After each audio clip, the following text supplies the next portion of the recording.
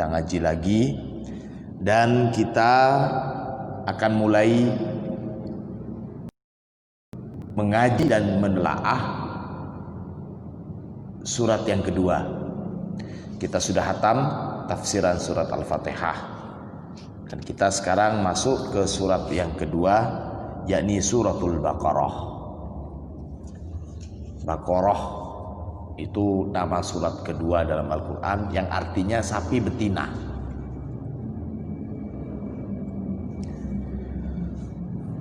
Kita mulai. Bismillahirrahmanirrahim. Qala Rasulullah sallallahu alaihi wasallam,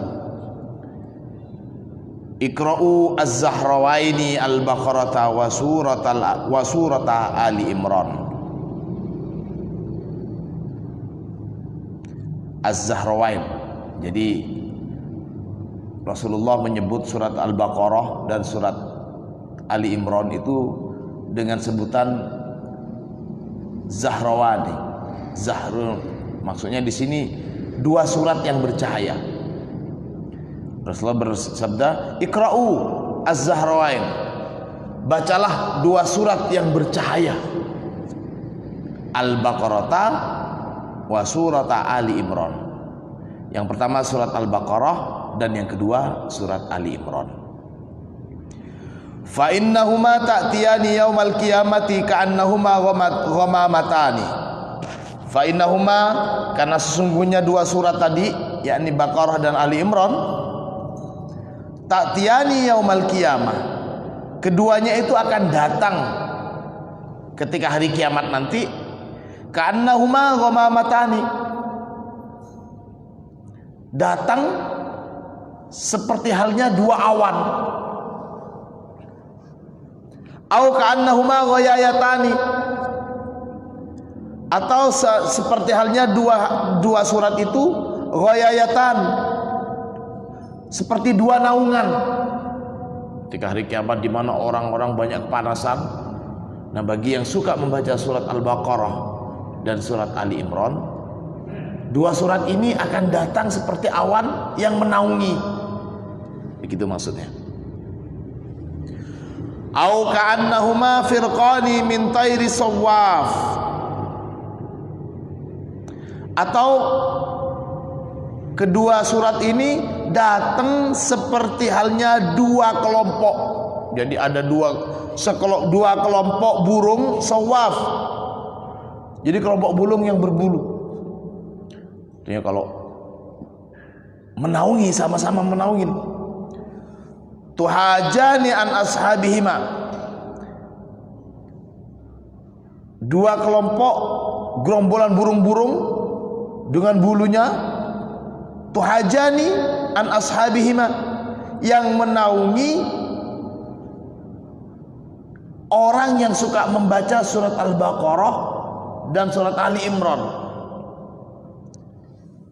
Iqra'u surat Al-Baqarah, bacalah surat Al-Baqarah, fa inna akhdaha barakah, karena dengan membaca surat Al-Baqarah itu ada keberkahan. Berkah itu dalam bahasa agama disebut sebagai ziyadatul khairi fi syai'in wa tarkaha hasarat. Dan kalau meninggalkan dua surat ini, malas baca surat Al-Baqarah dan surat Ali Imran, hasarah, rugi. Wala tastati'uha al-batalah. Ini juga salah satu manfaatnya membaca surat ini. La tastati'uha al-batalah, tidak tembus sihir. Nah ini, para hadirin wal hadirat sekalian rahimakumullah, kaitannya dengan sihir.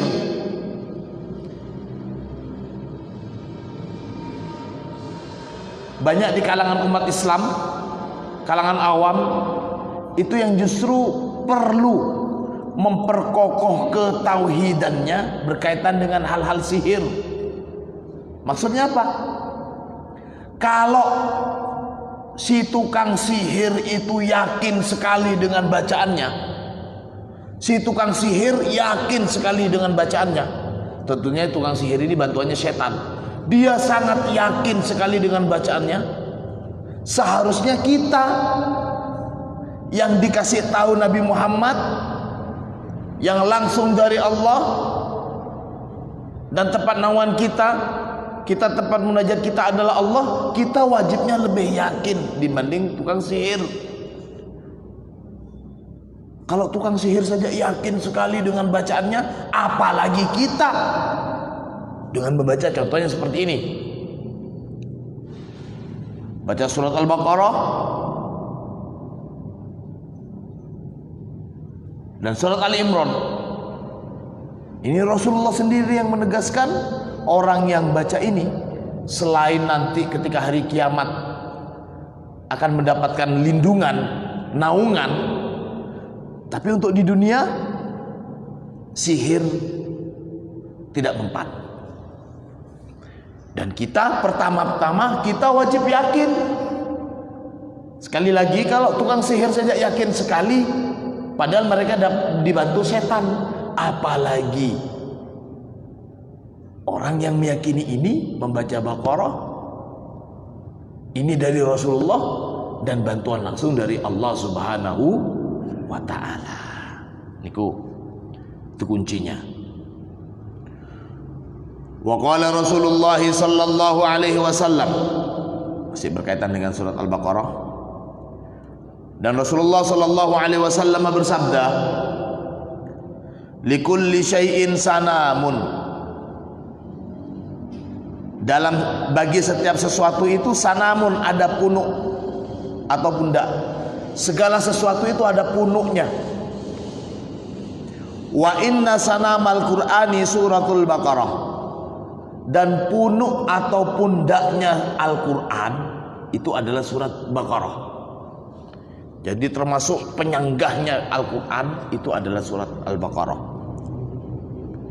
Wa fiha ayatun hiya sayyidatu ayil Quran. Di dalam surat Al-Baqarah itu ayatun, ada satu ayat. Hiya, adapun ayat itu sayyidatu ayil Quran. Ada satu ayat di dalam surat Al-Baqarah yang merupakan pimpinan atau paling hebatnya ayat-ayat lainnya di Al-Quran. Hiya ayatul kursi. Ayat itu adalah ayat kursi. Nah ini panjenengan sudah tahu sanadnya langsung, ini sabda Rasulullah. Jadi bukan asal-asal membaca surat ayat kursi, tapi panjenengan sekarang secara resmi, secara mutawatir, panjenengan sudah tahu khasiatnya dan apa itu hakikatnya ayat kursi. Ini tujuannya, salah satu manfaat ngaji ngeten ini. Jadi bukan katanya-katanya, sedikit-sedikit surat kursi, sedikit ayat kursi apa sebenarnya? Ayat kursi itu adalah, bisa dikatakan gitu, sayyidatu ayil Quran, pimpinan dari ayat-ayat, seluruh ayat yang ada di Al-Quran.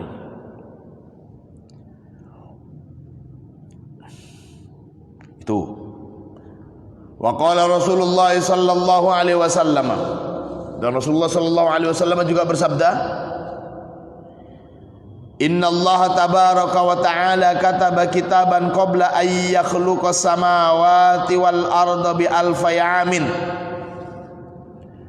Sesungguhnya Allah tabaraka wa ta'ala kataba kitaban, Allah telah menulis satu kitab, Allah telah menentukan satu ketentuan. Bisa gitu. Allah sudah memberikan satu ketentuan. Qabla ayyakhluqas samawati wal arda, sebelum Allah menciptakan langit dan bumi, bi alfi amin, dengan ribuan tahun. Jadi ribuan tahun sebelum Allah menciptakan langit dan bumi, Allah sudah menentukan satu ketentuan. Wa anzala minhu ayataini khatama bihima surat Al-Baqarah. Wa anzala minhu,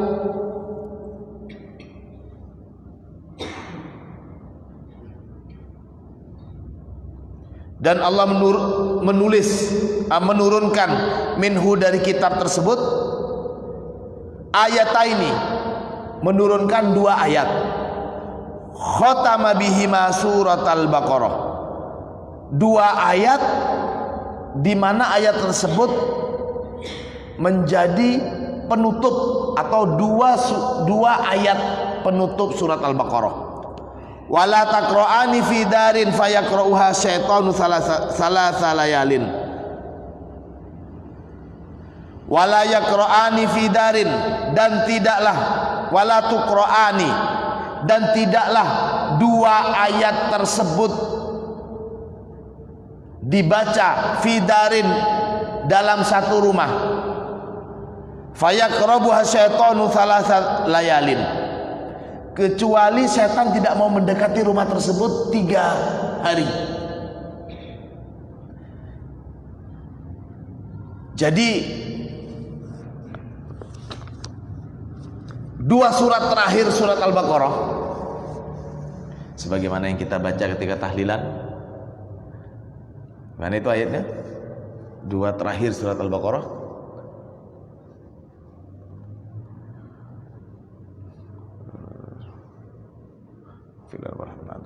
Fangsurna alal qaumil kafirin fangsurna alal qaumil kafirin ya arhamar rahimin. Rabbana la tu'akhidna in nasina aw akhtana Rabbana wala tahmil alaina isran kama hamaltahu 'alal ladzina min qablina. Nah, ada 2 ayat itu. Kalau dibaca di rumah kita, ayat ini dibaca, maka setan selama 3 hari tidak akan mendekati rumah kita. Nah, ini kita harus yakin. Termasuk setan itu juga adalah kiriman-kiriman untuk santet itu. Karena santet itu adalah kerja setan. Santet tidak akan bisa masuk ke satu rumah yang sudah dibaca ini. Santet tidak mungkin datang sendiri, nggak mungkin diantar oleh malaikat. Itu kerjanya setan. Di sini maksudnya. Jadi 3 hari akan mental. Setelah 3 hari bagaimana? Ya baca setiap malam saja nggak apa-apa. Kenapa harus nunggu 3 hari? Oke, ini salah satu fadilahnya surat Al-Baqarah.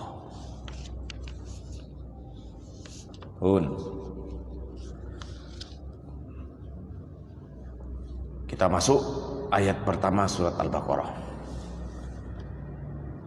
Alif Lam Mim. Baca bersama-sama. Monggo baca bersama-sama. Alif Lam Mim. Sekali lagi.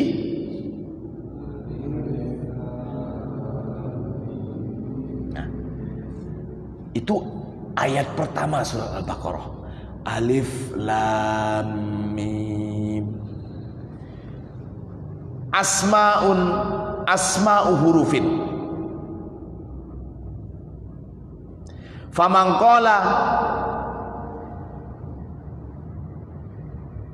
kitabun faqad nataqa musammiyatul huruf.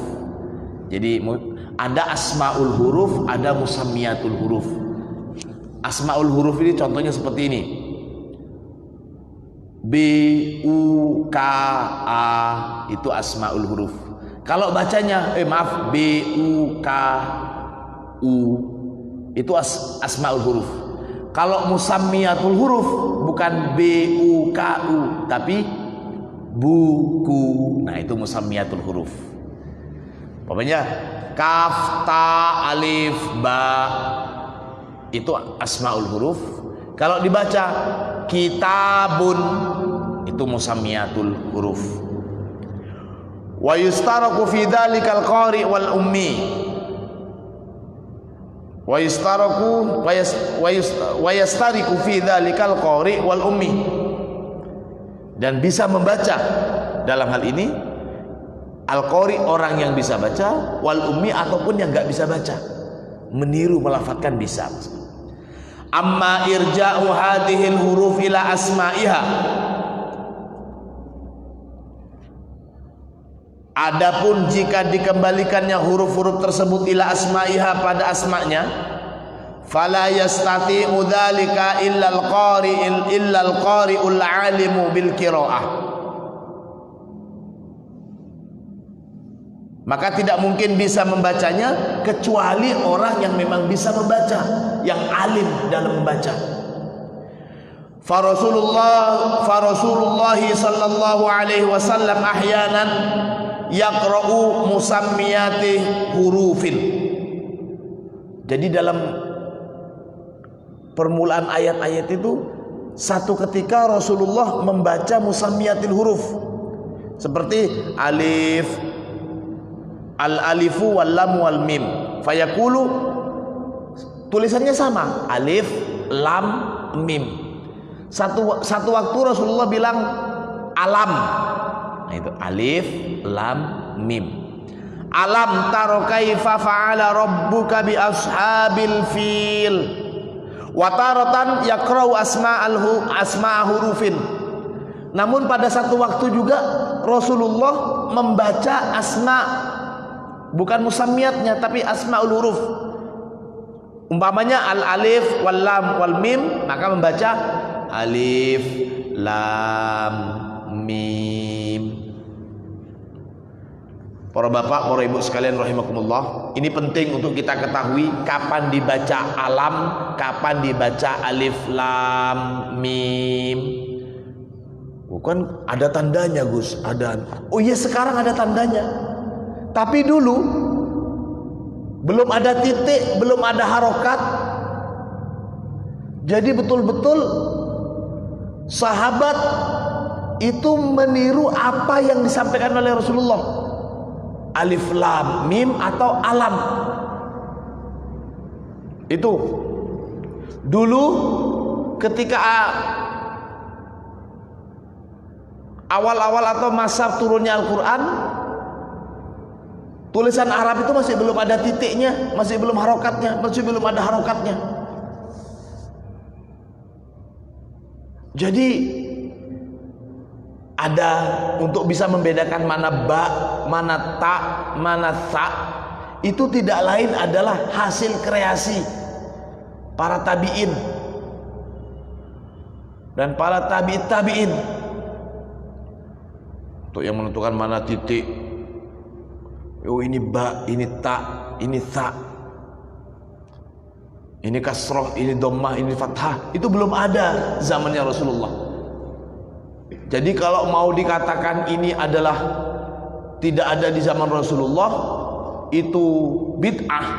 Maka tulisan Arab, tulisan Al-Quran yang ada harokatnya, ada titiknya, itu juga termasuk bid'ah. Kalau orang yang mengatakan apa-apa yang tidak pernah diajarkan oleh Rasulullah, apa-apa yang belum ada di zaman Rasulullah itu sebagai bid'ah, banyak sekali bid'ah-bid'ah yang kita pakai.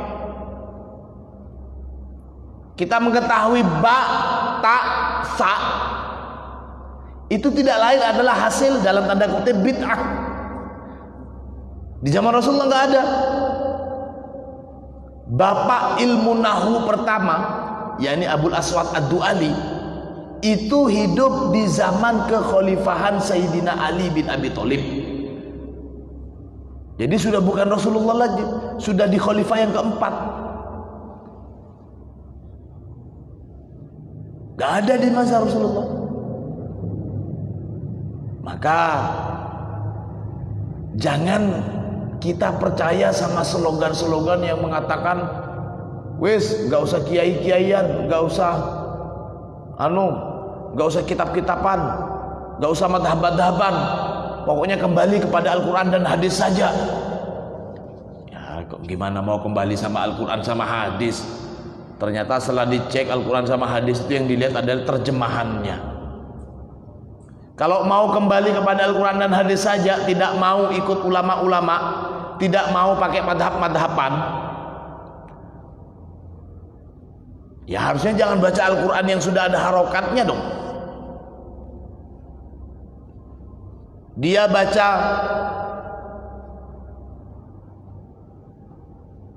merofakkan satu ayat atau menasobkan, itu sudah termasuk mengikuti madhab. Saya sering mengatakan contohnya, Dalam surat Al-Lahab, tabbat yada abi lahabi wa tab ma aghna anhu maluhu wa ma kasab sayasla naron dzatal lahabi wa imra'atuhu. Jangan baca wa imra'atuhu, terusannya hammalata. Ada yang baca hammalata, ada yang baca hammalatu. Lah ini saja sudah madhab qiraah. Ada yang baca wa imra'atuhu hammalata, kita baca ini. Ada juga yang baca wa imra'atuhu hammalatu. Ini saja sudah madhab. Mengikuti hammalata ya mengikuti ulama, mengikuti hammalatu ya mengikuti ulama juga. Loh, kita kan mengikuti Rasulullah. Emangnya ulama ngikutin siapa? Dan inilah salah satu kelebihan kita umat Islam, wabil khusus kita yang mengikuti ilmu dengan sanad yang jelas. Bahkan dengan ngaji pun sanadnya jelas, gak sembarangan. Alhamdulillahi Rabbil Alamin. Ketika kita benar Alhamdulillahi Rabbul Alamin, ya sudah salah. Nah itu lahan namanya. Jadi kalau ada istilah kembali Al-Quran sama hadis saja, itu nampaknya, itu menunjukkan kebodohan orang itu. Kalau ada yang sedikit-sedikit bilang kembali kepada Al-Quran dan hadis, sekali lagi, itu justru menunjukkan kebodohan orang tersebut. Kita baca Al-Quran itu saja mengikuti salah satu dari beberapa macam qiraah. Ada qiraah sab'ah, ada qiraah asyar, sampai 10 macam cara baca. Kita nggak usahlah perlu tahu semuanya 10-nya, tapi kita ada satu benar itu sudah cukup. Nah, satu benar itu kita ngikutin ulama, nggak bisa sendiri. Gitu para hadirin. Kembali ke di sini, di ayat pertama surat Al-Baqarah itu kita sudah dikasih tahu dengan huruf alif lam mim. Bagaimana baca itu? Oh, kalau yang surat ini Rasulullah baca alif lam mim. Tapi di satu waktu di dalam ejaan huruf yang sama, Rasulullah nggak bilang alif lam mim, tapi langsung bilang alam. Contohnya alam nashrah laka sadrak, tulisannya kan sama, alif lam mim, ada alam. Ini wa hadza amrun tauqifiyun yadullu ala anna Rasulullah sallallahu alaihi wasallam kana yaqra wa yaktub. Dan untuk Rasulullah satu ketika membaca alif lam mim dan satu ketika membaca alam, itu merupakan satu taufik dari Allah yang menunjukkan bahwa Rasulullah itu bisa membaca dan bisa menulis. Memang Rasulullah disebut sebagai Rasulul Ummi, An-Nabiyul Ummi, Nabi yang tidak bisa membaca dan menulis. Itu dulu sebelum diturunkannya Al-Quran. Tapi setelah diturunkannya ayat-ayat Al-Quran, Rasulullah tidak seterusnya nggak bisa baca dan tidak bisa baca dan tidak bisa menulis. Tidak seterusnya. Ada fase di mana Rasulullah sudah bisa menulis dan juga bisa membaca. Wa hadza la yunakidu qaulahu ta'ala wa ma kunta tatlu min qablihi min kitabin wala takhutuhu bi yaminika idzal lartabal mubtilun. Pernyataan ini, perhatikan, ini penting saya sampaikan karena memang masih banyak sebagian kelompok yang tetap bersikukuh bahwa Rasulullah itu adalah An-Nabiyul Ummi. Nabi Muhammad itu An-Nabiyul Ummi, Nabi yang tidak bisa membaca dan tidak bisa menulis. Masih tetap gak ada namanya Nabi Muhammad bisa membaca dan menulis, itu gak ada. Maka pernyataan kita bahwa Nabi Muhammad setelah ayat-ayat itu turun, Nabi Muhammad bisa membaca dan menulis, itu tidak lantas bertentangan dengan firman Allah yang menyatakan wa ma kunta tatslu min qablih, wa ma kunta, dan tidaklah engkau pernah tatslu membaca min qablihi, dari sebelumnya diturunkannya Al-Qur'an, min kitabin, min qablihi min kitabin wala takhutuhu, dan juga kamu tidak sebelumnya belum menulis, biyaminika, dengan tangan kananmu, idzal lartabal mubtilun, idzal lartabal mubtilun, kalau saja kamu wahai Muhammad bisa membaca dan bisa menulis sebelum turunnya Al-Qur'an, lartabal mubtilun, maka orang-orang yang meragukan kamu, orang-orang yang meragukan kenabian kamu, mereka akan semakin ragu. Orang-orang yang sudah tidak senang dengan kamu Muhammad, mereka akan semakin tidak senang dan semakin ragu. Wah, itu paling ngarang itu. Ayat-ayat itu bukan dari Tuhan, itu Muhammad sendiri ngarang. Andai kata Nabi Muhammad itu bisa menulis dan membaca sebelum turunnya Al-Qur'an. Rasulullah sallallahu alaihi wasallam, yakni anna Rasulullah, artinya bahwasanya Rasulullah kana la yaqra'u wa la yaktub. Rasulullah itu tidak bisa membaca dan tidak bisa menulis qabla nuzulil Quran. Nah, ini harus tegas. Sebelum diturunkannya Al-Qur'an. Kenapa? Litakuna mu'jizatal Qur'an min indillahi ta'ala. Agar supaya orang-orang kita ini semakin yakin bahwasanya Al-Quran itu betul-betul merupakan mukjizat dari Allah, bukan karangan atau ciptaan Muhammad. Itu tujuannya. La dakhala li Rasulillah fiha. Tidak ada campur tangannya Rasulullah dalam mukjizat ini.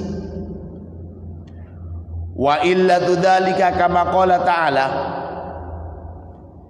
idzal lartabal mubtilun. Salah satu alasannya ya gitu. Andai kata Muhammad itu bisa menulis dan membaca sebelum diturunkan Al-Qur'an, maka orang-orang yang menentang Nabi Muhammad, mereka semakin meragukan isi Al-Qur'an itu dari Tuhan.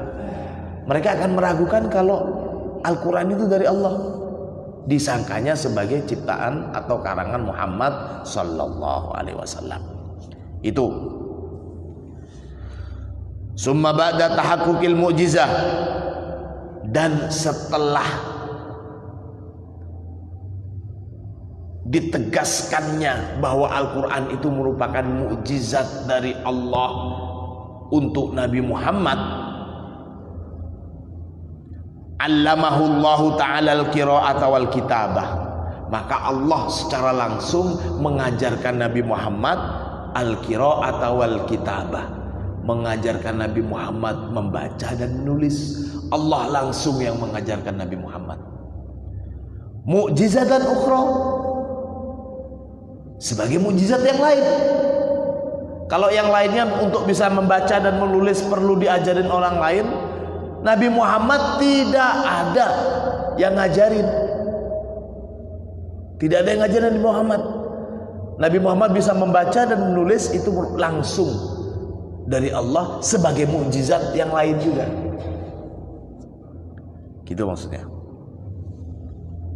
Yu'ayyid dzalika ma warada an Abdullah bin Mas'ud. Ma mata Rasulullah hatta kataba wa qara'ah. Untuk memperkuat alasan tersebut, sebagaimana yang diriwayatkan oleh Abdullah bin Mas'ud, bahwasanya dia berkata, ma mata Rasulullah sallallahu alaihi wasallam hatta kataba wa qara'a. tidaklah Rasulullah itu mati sampai bisa menulis dan membaca. Artinya anggapan ini hanya ingin mengatakan bahwa tidak selamanya Rasulullah itu tidak bisa membaca dan tidak bisa menulis. Setelah Al-Quran itu turun, maka Rasulullah bisa membaca dan menulis sebagai mukjizat yang lain dari Allah Subhanahu wa taala. Kurang berapa menit?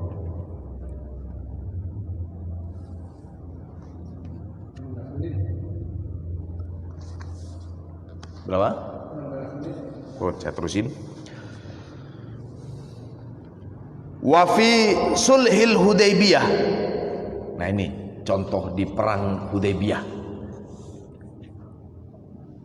Rawa al-Bukhari fi sahihihi malafduhu, sebagaimana diriwayatkan oleh Imam Bukhari.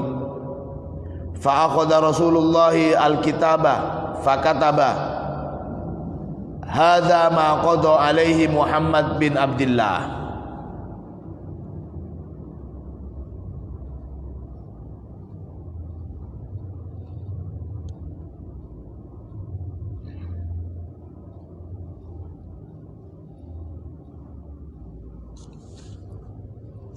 Ini saya ceritakan sedikit tentang kisah, maaf bukan perang tapi perjanjian Hudaybiyah.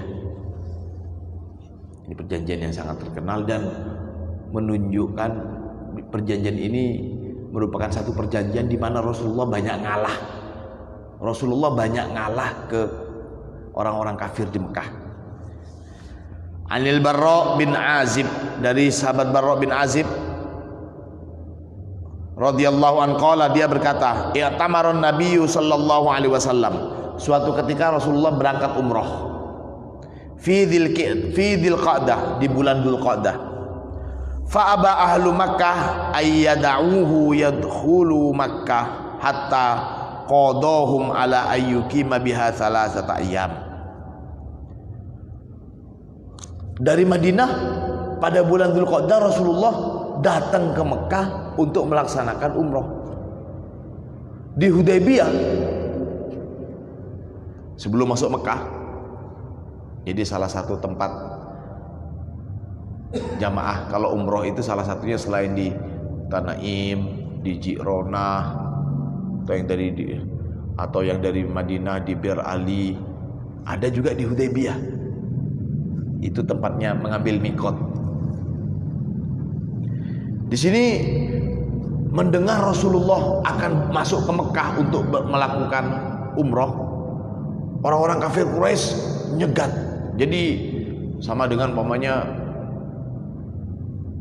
ada kelompok yang kita tidak senang mau datang, mau masuk ke Malang, yang tidak senang karena dia dari Surabaya dijaga di Lawang. Di pintu masuk kota Malang dijaga pokoknya, nggak boleh masuk. Nah, gitu, nggak boleh masuk.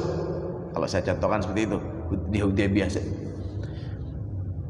Falamma katabul kitaba katabu hadza ma qada alaihi Muhammad Rasulullah. Kemudian bikin perjanjian, kamu nanti ke Mekah, kamu mau perang Muhammad, kamu begini, kamu alasan saja mau masuk Mekah padahal mau umroh. Siapa yang bisa menjamin kalau kamu tidak akan berperang? Nah, itu. Akhirnya Rasulullah, oke, kalau begitu, kalau kalian gak percaya saya akan bikin pernyataan, kata Rasulullah. Maka ditulislah pernyataan itu, tidak akan perang, tidak akan begini, cuma mau laksanakan umroh saja. Setelah begitu ditandatanganin, Rasulullah yang nulis di sini, di bawahnya ditulis hadza ma qada alaihi Muhammad Rasulullah. Ini merupakan pernyataan dari Muhammad Rasulullah.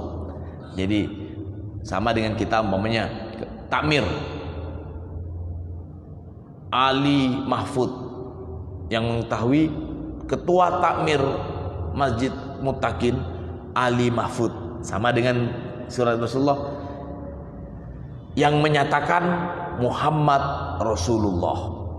Ada tulisan Rasulullah, maksudnya utusan Allah. Faqalu, orang-orang kafir bilang, la nukirru biha, Lu saya nggak mengakui kamu sebagai Rasul kok. Ngapain ditulis? Ngapain pakai istilah Rasulullah? Kami tidak mengakui kerasulan kamu. Itu kata orang kafir. Falau na'lamu annaka Rasulullah ma mana'naka. Kalau umpamanya kami tahu bahwa yakin kamu itu Rasulullah, ya nggak mungkin lah saya akan melarang kamu masuk ke Mekah. Gitu. Lakin anta Muhammad bin Abdullah. Kamu itu bukan Muhammad Rasulullah, bukan, tapi kamu itu adalah Muhammad bin Abdullah. Jadi jangan disebut Muhammad Rasulullah. Kalau kita sekarang Muhammadur Rasulullah, mereka orang-orang kafir Quraisy nggak bilang itu. Makanya kalau umpamanya ada hal begini, ada kalimat Muhammad bin Abdullah, lebih baik bilang Muhammad Rasulullah. Ya betul, Muhammad bin Abdullah betul. Tapi orang-orang kafir waktu itu lebih memilih Muhammad itu dengan nyebut nama bapaknya saja, Muhammad bin Abdullah, bukan Muhammad Rasulullah. Nah, kalau sekarang kita kebanyakan pakai gaya-gayaan supaya wah sudah bosan pakai Muhammad Nabiullah, Muhammad Rasulullah, udahlah pakai Muhammad bin Abdullah. Ya enggak, lebih baik Muhammad Rasulullah sallallahu alaihi wasallam. Tujuannya yaitu kita ingin menegaskan kalau Rasul Nabi Muhammad itu adalah Rasulullah. Lakin anta Muhammad ibnu Abdullah. Qala ana Rasulullah. Nabi Muhammad bilang, ana Rasulullah. Saya ini utusan Allah. Wa ana Muhammad bin Abdullah. Dan saya juga Muhammad putranya Abdullah. Summa qala li Ali. Kemudian Nabi Muhammad bilang ke Ali, imhu Rasulullah. Wahai Ali, udahlah hapus sajalah tulisan Rasulullahnya, dihapus saja. Jadi Nabi Muhammad ngalah. Memang Rasulullah itu kan pangkatnya Nabi Muhammad. Yang Ali, wahai Ali, sudahlah biar mereka mau nerima, dihapus saja Rasulullahnya. Cukup Abdullah saja, nggak usah pakai Muhammad Rasulullah, cukup Muhammad bin Abdullah saja. Qala. Kemudian Sayyidina Ali menjawab, la wallahi la amhuka abadan. Tidak ya Rasulullah, demi Allah saya tidak akan menghapus tulisan ini selamanya. Jadi Sayyidina Ali itu nggak terima. Ketika dijegat sama orang-orang kafir Mekah, nggak boleh masuk kecuali bikin pernyataan, nggak mau perang, nggak mau gini, cuma untuk umroh. Sudah dibikin pernyataan. Masalah pernyataannya, mereka meyakini kalau Nabi Muhammad adalah Al-Amin, nggak mungkin bohong. Tapi untuk menyebut tandanya di surat itu, mereka nggak mau ditulis Muhammad Rasulullah, tapi cukup Muhammad bin Abdullah. Nah tadi sudah terlanjur ditulis Muhammad Rasulullah. Akhirnya Sayyidina Rasulullah bilang ke Sayyidina Ali yang waktu itu menemanin, sudahlah hapus saja wahai Ali, hapus saja Rasulullahnya, dihapus saja. Ini bentuk mengalahnya Rasulullah. Sementara Sayyidina Ali, sebagaimana di sini dikatakan, la wallahi la amhuka abadan. Enggak ya Rasulullah, saya tidak akan menghapus tulisan Rasulullah ini selamanya. Wa ana fa akhadha Rasulullah alkitab, karena Sayyidina Ali enggak mau menghapus. Sayyidina Ali itu enggak mau menghapus tulisan Rasulullah. Mungkin takut su'ul adab. Kok berani-beraninya mau menghapus tulisan Rasulullah di hadapan Nabi Muhammad. Enggak ya Rasulullah, saya tidak mungkin berani, saya tidak akan pernah menghapus tulisan Muhammad Rasulullah selamanya. Karena tidak mau, maka diambillah kertas itu sama Muhammad, sama Rasulullah diambil. Sini dikatakan, fa akhadha Rasulullah alkitaba fa kataba hadza ma qada alaihi Muhammad bin Abdullah. Tadi ditulis Muhammad Rasulullah, dihapus, dan karena Sayyidina Ali nggak mau menghapus atau nggak mau menulis lagi, diambil kitabnya, kertas itu sama Nabi Muhammad, dan ditulis oleh Nabi Muhammad, hadza ma qadahu Muhammad bin Abdillah. Jadi Nabi Muhammad nulis hadza ma qadahu Muhammad bin Abdillah, bukan ditulis Muhammad Rasulullah. Nah, ini sekali lagi bentuk mengalahnya Rasulullah. Padahal andai kata Rasulullah mau perang waktu itu, tentu orang-orang kafir ini maka sudah takut.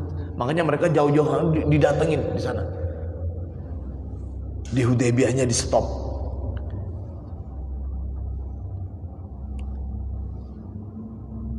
La yadkhulu Makkah silahun illa fil kirab wa alla yakhruja min ahliha bi ahadin in arada ayyattabi'ahu wa alla yamna'u ahadan min ashabihi. Nah, ini salah satu perjanjian di sini yang ditulis perjanjian Hudaybiyah itu apa saja? Yang pertama, tidak boleh bawa senjata masuk ke Mekah. Jadi dari Madinah senjatanya dicopot di Hudaybiyah, nggak boleh dibawa ke Mekah, takut mereka. Itu yang pertama. Yang kedua, wa alla yakhruja min ahliha bi ahadin. Umpamanya yang masuk ke Mekah ini 10 orang atau rombongannya Nabi Muhammad 30 orang. Yang 30 orang ini tidak boleh ngajak keluarganya atau saudaranya yang masih ada di Mekah. Gak boleh nambah lagi. Kalau yang masuk 30 orang, nanti setelah umroh kemudian mau balik ke Madinah, ya 30 orang, gak boleh lebih. Siap kamu Muhammad? Siap. Kemudian yang selanjutnya, in arada ayyat tabi'ahu. Jadi kalau umpamanya ada dulu waktu Rasulullah setelah hijrah itu kan banyak yang meninggalkan saudaranya, banyak yang meninggalkan anaknya, istrinya di Mekah yang ingin ikut Rasulullah hijrah pergi. Nah, ketika ada rombongan orang-orang yang kemarin hijrah itu mau datang ke Mekah untuk umroh, salah satu syaratnya, awas, nggak boleh membawa keluarganya yang ada di Mekah kalau umpamanya ingin ikut, nggak boleh. Kalian masuk 30, nanti keluar dari Mekah ya 30 juga. Kalau ada keluarganya yang mau ikut, tidak boleh diajak. Siap? Siap. Itu katanya. Wa alla yamna ahadan min ashabihi bihi arada ayyukima biha. Sebaliknya, umpamanya dari 30 orang ini yang mau masuk ke Mekah, kemudian ada sebagian dari 30 ini mau kembali ke Mekah, tidak mau balik ke Madinah, tidak boleh dilarang. Jadi kalau umpamanya masuk 30 orang, keluar 25 orang, nggak apa-apa. Tapi kalau yang masuk 30 orang, nggak boleh keluar 31, nggak boleh. Ya nggak apa-apa, jadi ngalah. Ini kurang ajarnya orang Arab. Gak mau rugi tapi merugikan orang lain. Awas lu, gak boleh bawa orang Mekah ke Madinah. Dan jangan melarang orang yang sudah hijrah kembali ke Mekah. Ini Rawahu Bukhari wa Muslim. Hadis ini diriwayatkan oleh Imam Bukhari dan Muslim. Sudah selesai. Oh, baik, sebelum saya teruskan, sudah matikan. Sebelum saya teruskan, monggo kalau ada pertanyaan. Ini kita masih baru alif lam mim.